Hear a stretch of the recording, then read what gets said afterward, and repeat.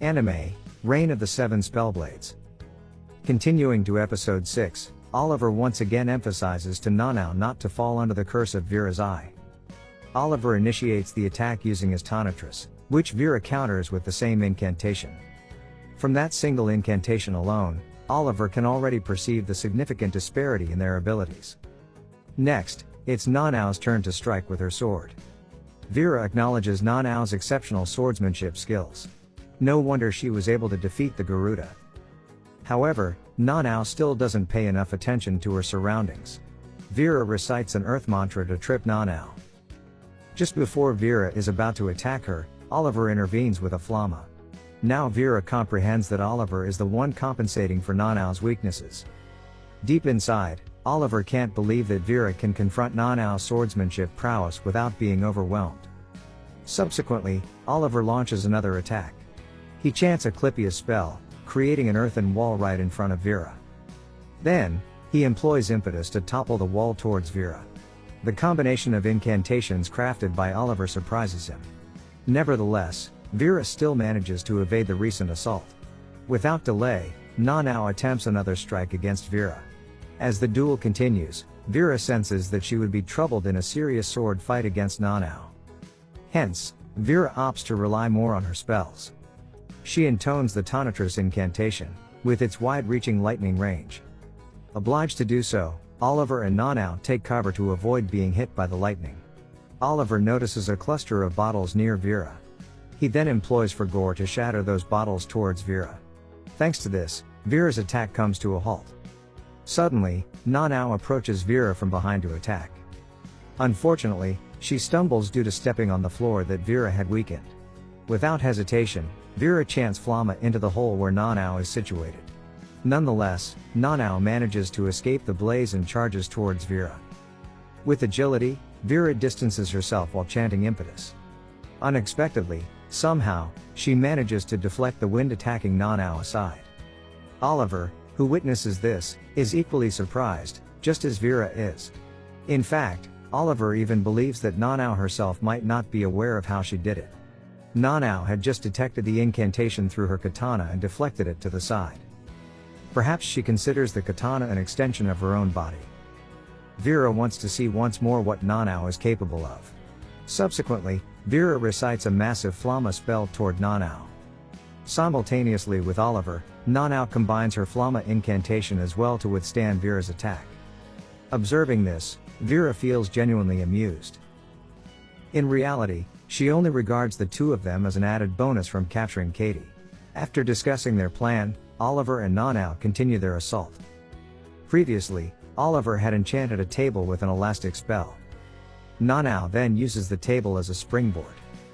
Meanwhile, Oliver will attack successively to divert Vera's attention. By now, Nanao has positioned herself behind Vera, rendering her immune to the curse of Vera's eye. However, Oliver senses something amiss as Vera moves her left hand. As it turns out, on her left hand, there is yet another cursed eye. Nanao believes she won't have enough time. The curse from that eye is surely as fast as the speed of light. Yet, Nanao believes she just needs to preempt that speed. Defying the atmosphere stretched out before her and the flowing time itself, she is determined to challenge the speed of light. Unbeknownst to anyone, suddenly Vera's left hand has been severed. She doesn't comprehend what just transpired. As Oliver approaches Nanao, it seems that Nanao doesn't fully grasp what she has just done. She has just struck Vera, disregarding the concepts of space and time. Speed itself holds no meaning in the face of Nanao's recent attack. Her technique renders her opponent unable to retaliate. In other words, a spellblade technique. What's more, her technique differs from the 6 spellblades that have already been discovered. This is the 7th spellblade, unknown to anyone. Afterward, they attempt to heal the unconscious Vera. For now, they need to take Katie to the academy first. Suddenly, Nanao remembers something. She still wants her reward in the form of a kiss. Shortly after, the student council president, Alvin, and Carlos arrive at the scene. They say they received an anonymous tip. They are both surprised that Oliver and Nanao managed to defeat Vera. Nevertheless, the one suffering the most here is Katie, who feels betrayed by her own seniors. Once Katie regains consciousness in the infirmary, Oliver and Nanau explain everything to her. Even so, Oliver is convinced that Vera genuinely wants to help Katie. Unfortunately, Katie shows Vera unexpected results. The troll is now able to speak due to the communication done by Katie. Worried, Katie asks about the troll's fate. So far, the troll is the only successful result from the research to grant intelligence. Most likely, the troll won't be executed. Katie feels content with this happy ending. Suddenly, she wakes up from her slumber to kiss Oliver on the cheek. She does the same to Nanau. She expresses her gratitude to both of them. And unexpectedly, Katie laughs about the events that have transpired. She doesn't want to dwell on all of this in a gloomy manner. After this, Katie intends to confront Vera and slap her. She wants to convey everything she needs to say, and only after that consider their relationship. After all, this academy is filled with individuals like Vera. Katie feels she needs to become accustomed to it all. Once she does, she plans to influence other students with her personality. Suddenly, Oliver sheds tears. Katie becomes concerned if her words were too foolish and made Oliver cry. However, the reason he's crying is because he's deeply moved by having successfully protected something.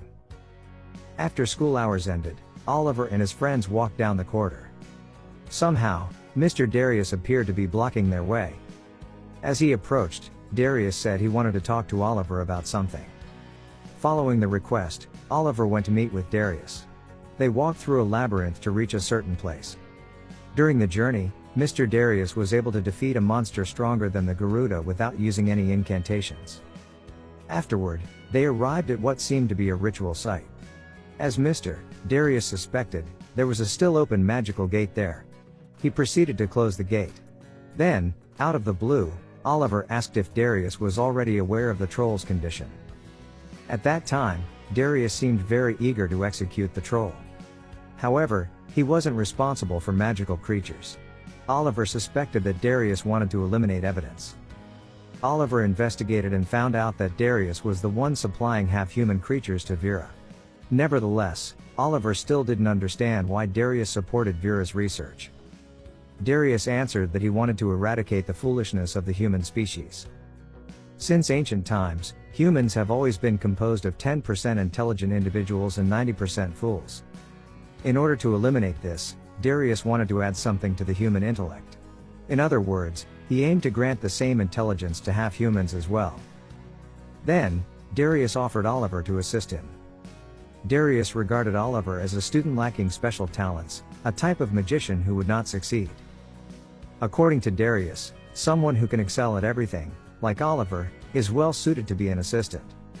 Furthermore, Oliver wanted to ask one more thing. He wanted to know what Darius did on the night of April 8, 1525, according to the grand calendar. Darius understood what Oliver meant, realizing he had been targeted by Oliver from the beginning. Darius concluded that Oliver is related to that woman. Oliver felt grateful. He was thankful that Darius, whom he deeply despised, hadn't changed since 7 years ago. In this manner, the two of them engaged in a battle. Somehow, Oliver could see various possible futures of their fight. In his vision, he always lost to Darius. Yet, there was still one possibility that could lead to Oliver's victory. He just needed to find the thread of the future. Then, in a single move, Oliver managed to strike Darius fatally. This is Oliver's ability, the fourth Spellblade, the thread that traverses hell, Angustavia. Darius was taken aback by this. The fourth Spellblade should have disappeared along with the life of that woman 7 years ago. It turns out, that woman was Oliver's mother. And her Spellblade has been passed down to Oliver. Still unsatisfied, Oliver wanted to torture Darius just like how he tortured his mother with 128 types of pain. Oliver demanded that Darius find the words that would make him forgive Darius. Various phrases were spoken, but Oliver still couldn't forgive him and continued torturing him. Eventually, Darius couldn't bear it anymore and said he wanted to be killed. Hearing this, Oliver seemed satisfied and finally forgave him. He ended Darius's life by slitting his throat. Suddenly, a man's voice called out to Oliver by the name Noel.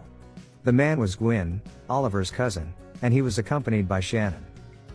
When Shannon tried to approach Oliver, he stopped her from getting closer. He didn't want Shannon to be tainted by Darius's impure blood. Gwyn inquired about the burden on Oliver's body. He mentioned that Oliver could do it twice as usual. After that, he should prepare to die. Because of that, Gwyn prohibited Oliver from using it a third time. All of their plans would end if Oliver died. Suddenly, a little girl appeared by Oliver's side. It was Teresa. This was the first time she appeared directly in front of Oliver. As Oliver suspected, Teresa was the one who reported Vera's incident to the student council. Shortly after, Gwyn called his companions to gather at the location. Many students in robes knelt before Oliver. Gwyn asked Oliver to wear a mask. He stated that tonight was Oliver's coronation day. They planned to kill all the traitors and those who plotted against Oliver's mother. He still remembered who those people were. Vanessa Aldis, Francis Gilchrist, Enrico Frigieri, Demetrio Aristides, Baldiamu Wazikamili, and lastly, a junior of Oliver's mother who pretended to take her to safety. However, that junior secretly stabbed Oliver's mother from behind. That junior is the current headmistress Kimberly, Esmeralda. Only 6 remain. Oliver will hunt them all down without exception. This is the end of episode 6. Thank you so much for watching. Don't forget to subscribe so you won't miss part 7 of this series recap.